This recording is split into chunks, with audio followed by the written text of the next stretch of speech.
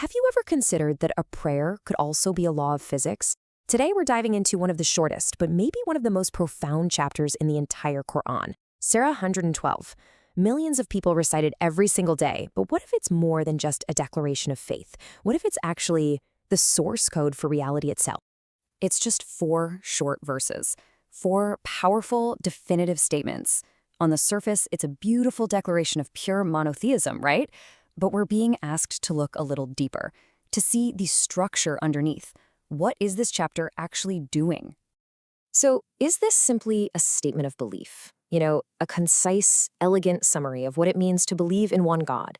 That's definitely the way most of us see it. But what if it's something way more radical than that? The idea we're exploring today is that these 4 verses aren't just doctrine. They're a fundamental blueprint, a kind of cosmic law. Okay, let's get into this. The thinking here is that Surah 112 isn't just telling us what to believe. It's laying down 4 non-negotiable laws that define the very nature of reality's source. So the first law is Ahad, oneness. And this isn't just about believing in one God.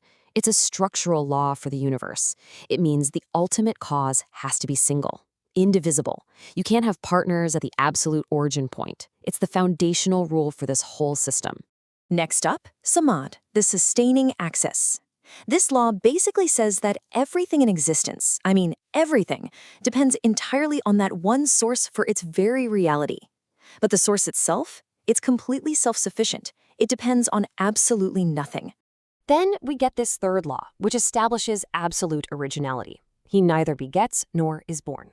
What that means is the source isn't the result of some previous cause. It has no parents, no lineage. It just is.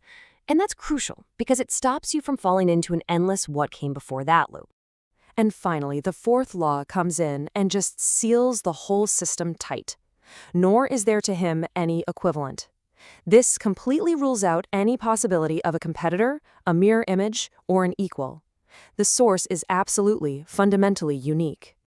So, we have these 4 abstract laws. But here's where it gets really interesting. The argument is that these are just ideas floating around in space. They actually get embodied in history through certain key figures. This creates something called the Fourfold Witness. Let's see how this incredible structure gets built piece by piece. The very first witness lines up with that first law of oneness. This is the axis of knowledge, and it's represented by breath. First, you have Isa, Jesus, who breathes life into clay. But, and this is the key part, he only does it by permission.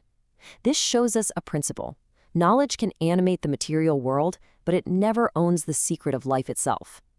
Then, that cycle is completed by Idris, or Enoch, who is elevated, which symbolizes that all our measured knowledge has to return to its source. Together, they seal the axis of science. Science can witness the unseen, but it can never, ever own it. Now for the second witness. This one connects to Samad, that sustaining axis. This is the axis of authority, represented by fire. Think about Abraham. He's thrown into a massive fire, but for him, it becomes cool and safe. What does this prove? It proves that truth, when it's aligned with the source, is literally invulnerable. And then this axis gets completed by Musa, Moses, whose hand shines with divine light and authority that just obliterates the illusions of the magicians. The message here is powerful. Real authority is protective, and it has the power to burn away every falsehood. The third witness is preservation, and it's tied to that principle of no derivation, the idea that the source is pure and original. This axis is represented by water. We see this embodied so beautifully in Āsiyah, the wife of Pharaoh. She's living in the absolute heart of tyranny, yet she preserves her pure original faith. Her ability to hold on is a sign of this cosmic law. And we see this theme of rescue through water again with Yunus, or Jonah, who's kept safe by mercy in the total darkness of the whale's belly. This seals the axis of faith. It proves faith can be preserved, even when it's completely surrounded and enclosed by darkness. And that brings us to the final witness, completion. This connects to that last law, no equal. It's represented by the heart, which is what binds the book, the revelation, to us, to humanity. First, you have Yaḥyā, John the Baptist, who is told to hold the book with strength. He acts as a crucial bridge of continuity for the law. And then, this whole process is sealed by the prophet Muḥammad, who delivers the final, complete message. The book is now sealed, bound to human history forever, with no equivalent that can ever follow it. Okay, now what's so cool about this slide is seeing how it all just clicks together into this perfect interlocking system. Let's just walk through it. Look at the top row.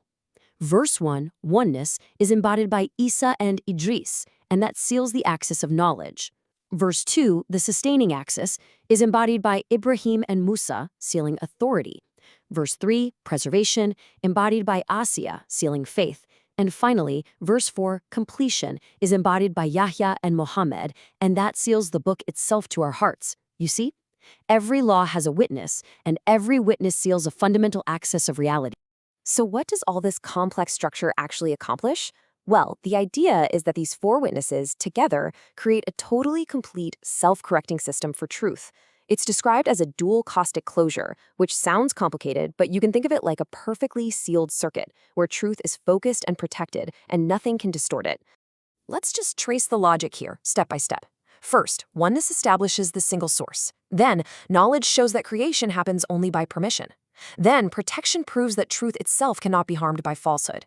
Then, preservation shows that faith can survive even in the darkest of places. And finally, completion locks the whole instruction manual, the book, into human history. The system is now completely sealed. And this quote, wow, this just brings this huge cosmic idea right down to a human level. Āsiyah's prayer isn't just her asking for help. In a way, she is activating the law of preservation. By asking for a house near the source, she's aligning herself with this fundamental principle of reality. She's the living proof of how faith can be preserved, even under the most unimaginable pressure. So, the laws have been laid down, the witnesses have played their part, and sealed the system. The circuit is now officially complete. So what does that mean for everything? Let's just recap those final seals one more time. The witness of knowledge proves that life is a gift, not something we can possess. The witness of authority proves truth can't be destroyed. The witness of preservation proves faith can endure anything. And the witness of the book binds this entire system to the human heart, giving us the final operating manual for reality. With that circuit now complete, the source, which is described here as light, can finally disperse into creation. It's sent out into the world so that truth and knowledge and reality can actually be experienced and witnessed and understood by us. But here's the thing, it's a closed loop. It's not a one-way street. All of that experience, all that knowledge that we gather from reality, it all eventually returns to its source code. It returns to the book, and it returns as confirmation, as praise, completing the amazing cycle of revelation and our recognition of it. And this is the crucial point. The whole system is sealed. The prophets have played their part, the witnesses are established. And now the job of being a witness passes to you. It passes to the person holding the book. So what's your role in this incredible cosmic circuit? And that brings us to the final personal choice. According to this framework, when you engage with this book, one of two things is going to happen. You can ascend. Your heart can become a protected sanctuary just like Āsiyah's, and your actions can become a living sign, animating the world with truth.